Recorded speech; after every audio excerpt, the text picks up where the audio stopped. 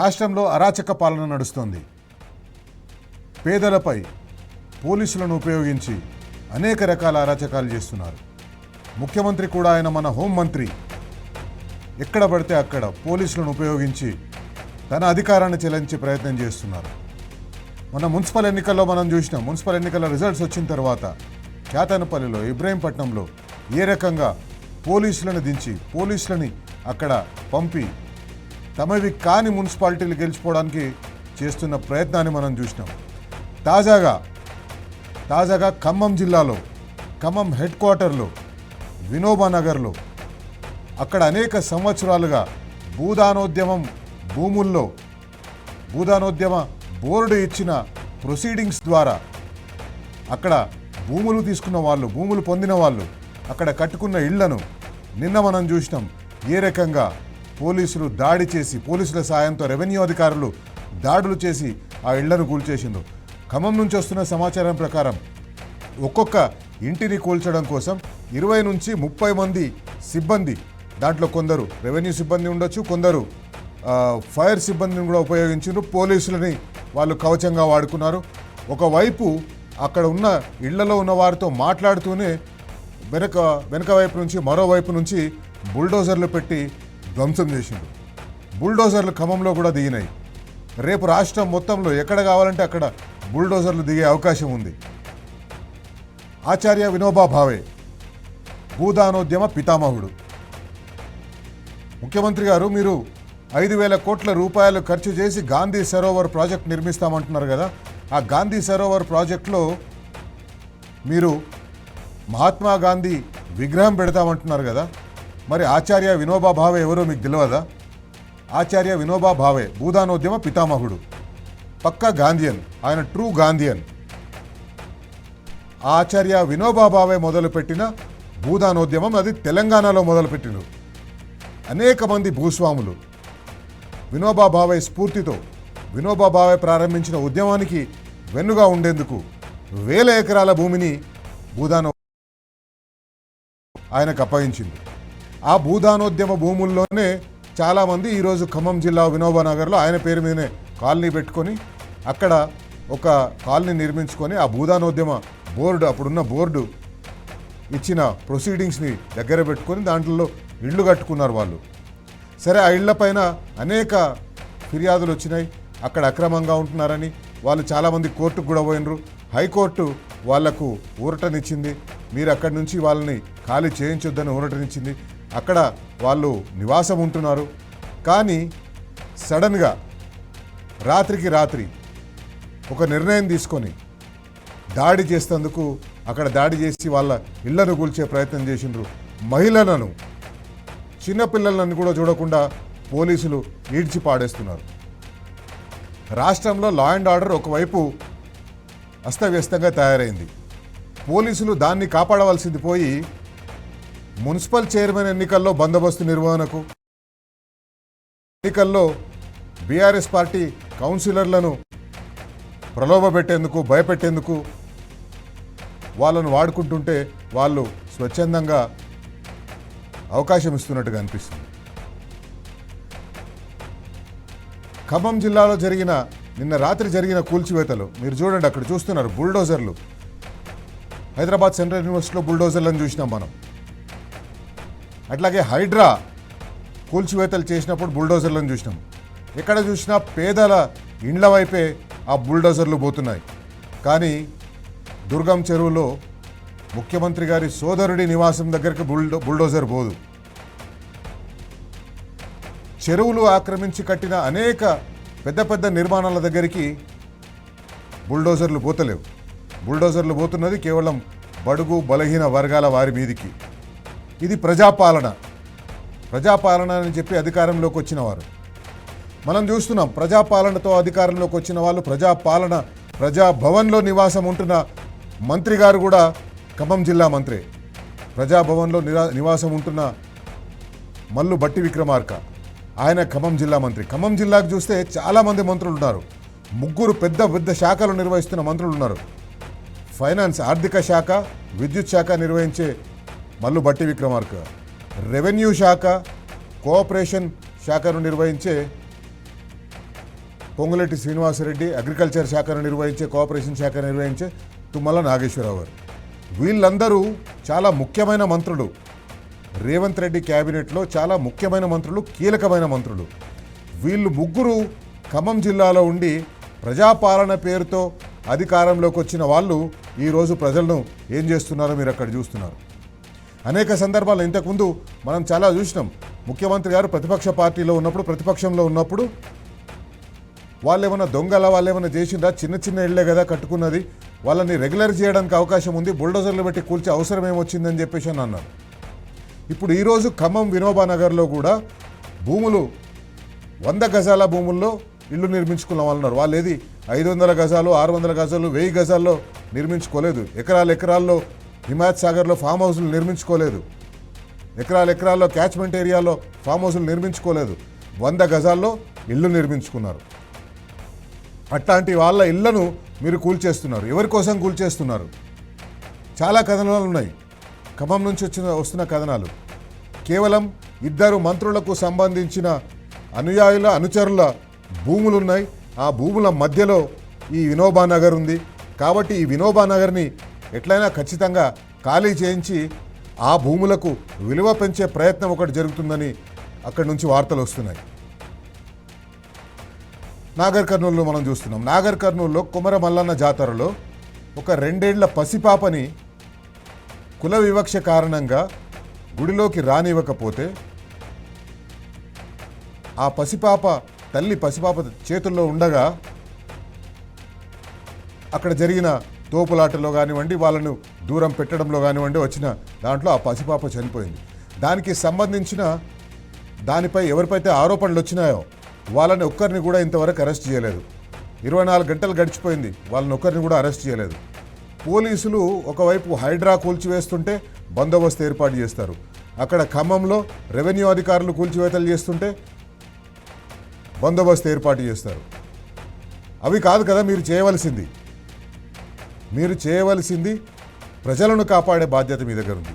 ప్రజలను కాపాడే బాధ్యత మీరు తీసుకోవాలి. అది మీరు చేయాలి. కానీ ఆ పని వదిలేసి కాకి బుక్కును పక్కన పెట్టి ఖద్దరు బుక్కును, ముఖ్యమంత్రి మీకిచ్చిన బుక్కును, ఆ బుక్కును అమలు చేస్తున్నట్టుగా కనిపిస్తుంది. పోలీసులారా దయచేసి విజ్ఞప్తి, మీరు మీ డ్యూటీని చేయండి. మీ డ్యూటీ కాని దాన్ని మేము చేయలేమని ఖచ్చితంగా చెప్పండి. బరాబర్ అడుగుదాం.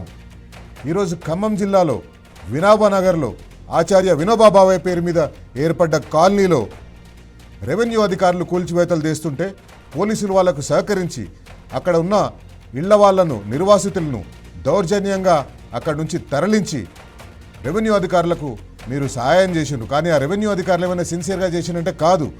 వాళ్ళు కూడా స్వార్థ ప్రయోజనాల కోసం ఒక రాజకీయ నాయకుడు లేకపోతే అక్కడ ఉన్న మంత్రులు చేసిన దానికి వాళ్ళు సహాయం చేస్తూ చేసిండ్రు. గాంధీ సిద్ధాంతాలను నమ్మి వినోబా భావే భూదానోద్యమం మొదలుపెట్టిన విషయం మీకు తెలియదా? బరాబర్ అడుగుదాం. మన ముఖ్యమంత్రి రేవంత్ రెడ్డిని బరాబర్ అడుగుదాం.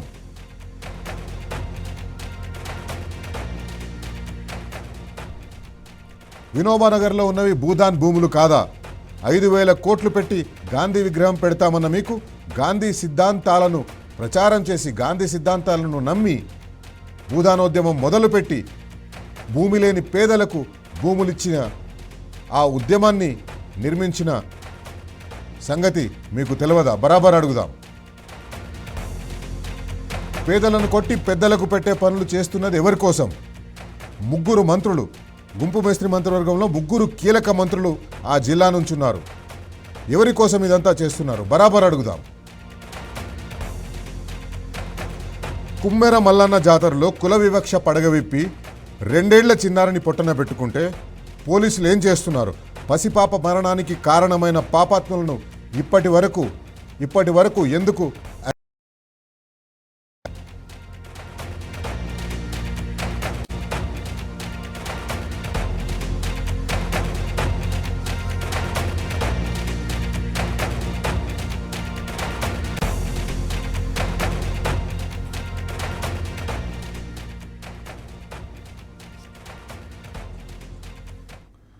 తెలంగాణలో కాంగ్రెస్ పార్టీ అధికారంలోకి వచ్చినప్పటి నుంచి ఎక్కడ పడితే అక్కడ పోలీసులు విచక్షణారహితంగా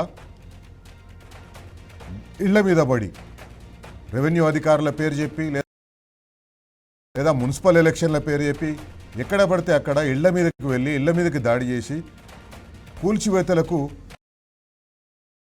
తెలంగాణలో జరుగుతున్న పోలీసు రాజ్యంపై బీఆర్ఎస్ వర్కింగ్ ప్రెసిడెంట్ కేటీఆర్ పోలీసులను హెచ్చరించారు. ఒకసారి అది చూద్దాం.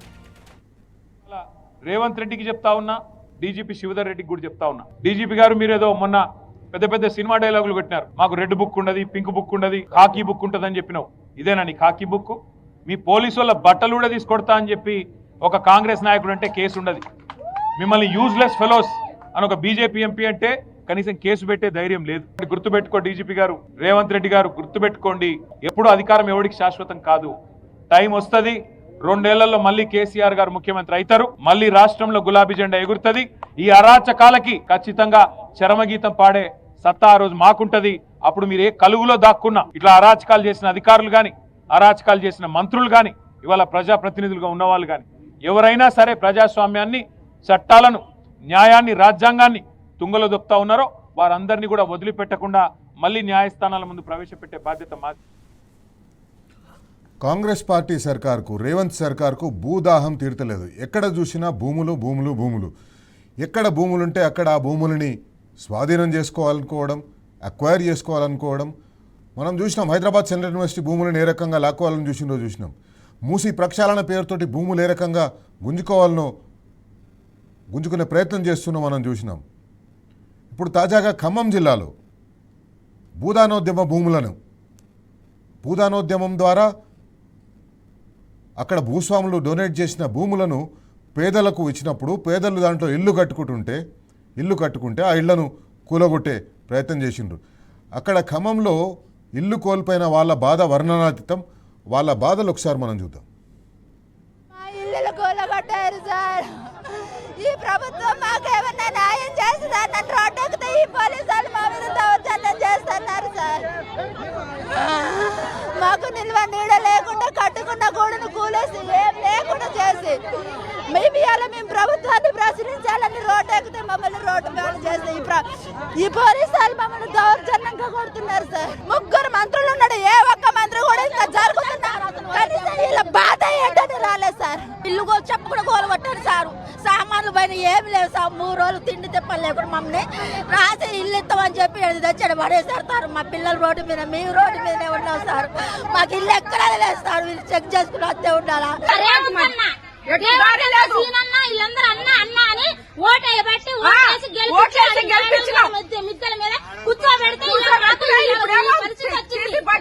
సిగ్గుసారం ఉండాలి నీకు. వీళ్ళు ఏడుపులు తగ్గుతాయి. నువ్వు వడ్డీ విక్రమార్క నీ పక్కనే ఉంది కదా నీ ఊరు, ఈ గడ్డ నీ పక్కన ఉంది. నీ సిగ్గనిపించలేదా? ఇంతమంది ఆడుతుంటే, ఇంతమంది రోజులు తంటే నీ సిగ్గనిపించలేదా? పేరు వడ్డీ విక్రమార్కని పెట్టుకున్నావు ఎందుకు? అక్కడ ఇల్లు ఉన్న ఇల్లు అమ్ముకొని వచ్చి ఇక్కడ మంచి చోటు కలెక్టర్ ఆఫీస్ దగ్గర ఉంటుందని మేము కట్టుకున్నాం ఇల్లు. కానీ ఇయ్యాలంతా గోల కొడతామని మేము అస్సలు అనుకోలేదండి. మాకైతే ఇల్లు లేదు, మాకు లేదు. ఇక్కడే బతుకుతాం, ఇక్కడే సత్తారు. పొంగులేటి శ్రీను గాని ఈ రాజకీయ నాయకులు ఎక్కడ నిల్చున్నా కూడా చెప్పులు తీసుకుని ఉరికిస్తారు. ఓట్లేసినావుగా, ఓట్లకు వచ్చినావుగా, కాళ్ళు పట్టుకున్నావుగా వంగి నన్ను గెలిపియండి మీకు ఇద్దరు ఎక్కి కూర్చోబెడతానని.